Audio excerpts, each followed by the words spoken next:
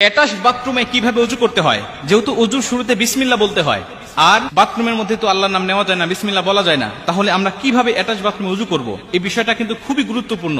আল্লাহ রাসূল সাল্লাল্লাহু আলাইহি ওয়াসাল্লামের হাদিস থেকে আমরা এই বিষয়টাকে আজকে পরিষ্কার হবো ইনশাআল্লাহ।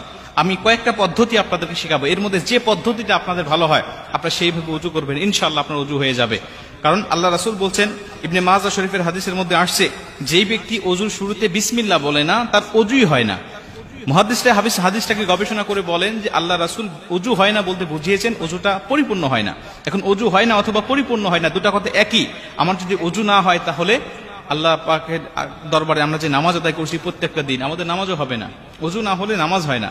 এর জন্য ওযুটাকে কমপ্লিট করতে হবে, ওযুটাকে পরিপূর্ণ করতে হবে।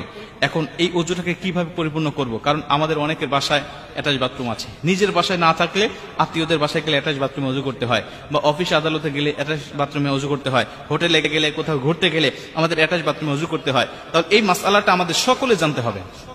আমি আপনাদেরকে কয়েকটা পদ্ধতি শিখাই, এর মধ্যে যেটা ভালো লাগে আপনি সেটা করবেন। প্রথমত, যদি আপনার এই অ্যাটাচ বাথরুমে ওযু করার বিকল্প কোনো পদ্ধতি থাকে, বাহিরে কোনো ওযু করার জায়গা যদি থাকে, টিউবওয়েল হোক আর বাহিরে কোনো টেপ হোক, যদি এরকম বিকল্প কোনো পদ্ধতি আপনার আশেপাশে থাকে, তাহলে আপনি সবচাইতে উত্তম হবে বাহিরে ওযু করা। এটা যদি সম্ভব না হয় যে বাহিরে ওযু করার কোনো ব্যবস্থা নাই, তাহলে আপনাকে ভিতরেই করতে হবে। এবং ভিতরে করার আগে আরেকটা পদ্ধতি আছে, সেটা হলো, যদি দেখবেন যে সাধারণত ওযুখানার পাশে বা টয়লেটের পাশে সাধারণত বাড়িতে এখন বেসিং থাকে, এই বেসিং এ আপনি বিসমিল্লাহ সহ ওযুটাকে শুরু করবেন। কারণ বেসিং এ তো আর পা ধোয়া যায় না, আপনি বিসমিল্লাহ বলে ওযুটাকে শুরু করলেন, হাত মুখ ধুলেন, আপনি মাথা মাসে করা পর্যন্ত সবকিছু করলেন, পা ধোয়া সিস্টেম নাই। যদিও এখন দেখলাম কয়েকদিন আগে একটা ভিডিওতে যে পা ধোয়া সহ ওযু করার জন্য আলাদা বেসিং বের হয়েছে, এটা বাংলাদেশে অ্যাভেলেবল কিনা আমি জানি না।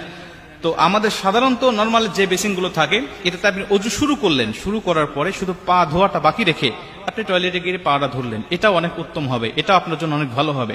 যদি এটাও সম্ভব না হয়, তাহলে আপনি 3 নম্বরে আপনি একটি কাজ করবেন, আপনার বাথরুমের যে টেপ আর যে কমোড, এটা হাই কমোড হোক আর লো কমোড হোক, এর মাঝামাঝি একটা কাপড় দিয়ে পর্দা দিয়ে দিবেন। তাহলে কোনো ইখতিলাফ থাকবে না, এর মধ্যে কোনো সন্দেহ থাকবে না, আপনি এই সন্দেহ মুক্তভাবে ওযু করতে পারবেন। যদি পর্দা দেওয়া সম্ভব না হয়, কোনোটাই আপনার সম্ভব হচ্ছে না, বাহিরে ওযু করা সম্ভব হচ্ছে না, বেসিং থেকে শুরু করা সম্ভব হচ্ছে না, পর্দা দেওয়া সম্ভব হচ্ছে না, তাহলে আপনি একটি কাজ করবেন, সেটা হলো অবশ্যই বাথরুমে ঢোকার সময় তো আপনি একটি দোয়া পাঠ করতেছেন, আল্লাহুম্মা ইন্নী আউযু বিকা মিনাল খুবুসি ওয়াল খাবাইস। এই দোয়াটা আপনি পাঠ করে তো ভিতরে প্রবেশ করতেছেন। এই দোয়াটা পাঠ করার সময় অবশ্যই আল্লাহর নাম নিয়ে আপনি ঢুকেছেন।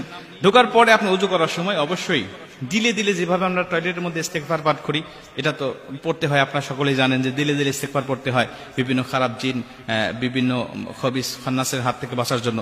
ওইভাবে দিলে দিলে আপনি ওযু শুরুতে আপনি বিসমিল্লাহ পাঠ করবেন, মুখে উচ্চারণ করে নয়, দিলে দিলে। এরপরে ওযু থেকে বের হয়ে এসে, টয়লেট থেকে বের হয়ে এসে আপনি বের হওয়ার সময় দোয়া পাঠ করলেন, এবং বের হয়ে এসে ওযুর শেষে যে কালেমা শাহাদাতটা পাঠ করতে হয়, এই কালেমা শাহাদাতটা পাঠ করবেন। ইনশাআল্লাহ আশা করা যায় যে আপনার ওযুটা হয়ে যাবে। কারণ আমাদের এখন বর্তমান টয়লেটগুলোতে এত নোংরা থাকে না, পরিষ্কার থাকে। অতএব আপনি এইভাবে ওযু করলে ওযুটা হয়ে যাবে ইনশাআল্লাহ। তবে মনে রাখবেন, সবচেয়ে উত্তম হবে বিকল্প কোনো ব্যবস্থা করা। যদি না থাকে, তাহলে পরবর্তীতে আপনারা ধাপে ধাপে যেটা আপনার জন্য সহজ হয়, এই সহজ পদ্ধতিগুলো অবলম্বন করে অবশ্যই ইবাদতগুলো করবেন। আল্লাহ পাক অবশ্যই আমাদেরকে ক্ষমা করবেন এবং আমাদের ইবাদতগুলো কবুল করবেন।